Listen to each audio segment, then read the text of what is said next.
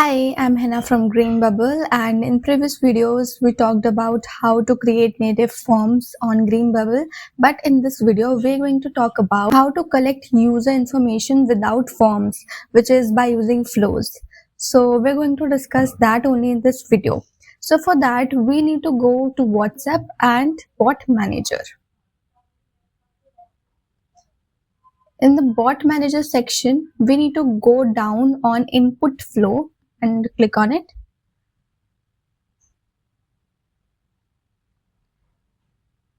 As we're here, we need to create one input flow by clicking on create. So before writing any input flow, let's see what will be the trigger point of this input flow.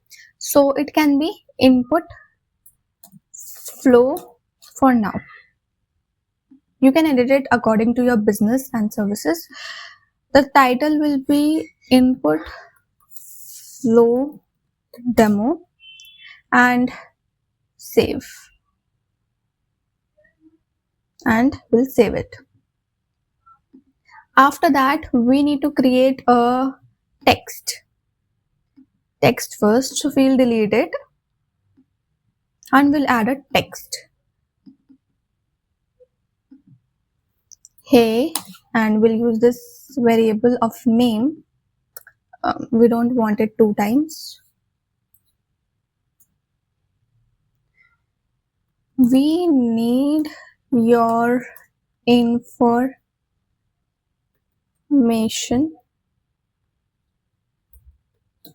You can write the reason also, like why you want information. It is just an example to show you how it works. Then we'll save it. After that, we'll connect it to user input flow here. Then we'll give the information. Input flow. We'll name the input flow as input flow demo and save. You can also add a webhook URL or Google Sheets URL, so the data which the customer provides will be saved in the spreadsheets and webhook URL. But for now, I'm going to keep it empty. You can fill it according to your business, like whatever is your Google Sheet link. Like you have to create a Google Sheet in which your user data will be stored, or a webhook URL link where your user data will be stored. Then we'll save it. After that, we need to add questions that the chat flow will add. We need to add a question over here. For now, we'll add a free keyboard input. So I'll write a question. Your email to begin with. So we're firstly asking for an email. So reply type will be email. Basically, I already have a system field, so I will click on email and it will be saved in the email system field. Then I will save it. You can also create a custom field, for example, if it is an OTP or coupon number, so you can create accordingly. But then I'll move forward to new question, which will be a multiple choice question for now. To give you example, are you a registered customer email and question mark. The MCQs will be yes and no. Save to a system field as email.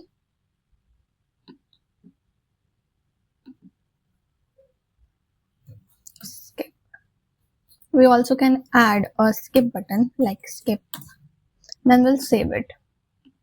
After that, we need to add a thank you message, as you can see over here.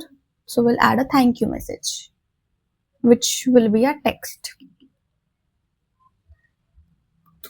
Thank you. Then a variable. Don't want it 2 times. The username will be here, so we'll just save it.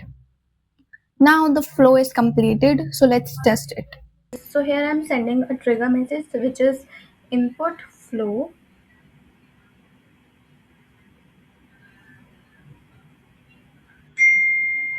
Hey Hannah, we need your information. Provide your email to begin with. So firstly, I'll provide a invalid email to test if it works.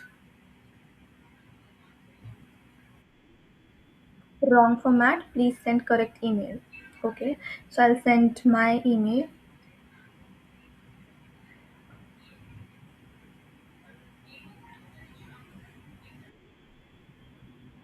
Are you registered customer email?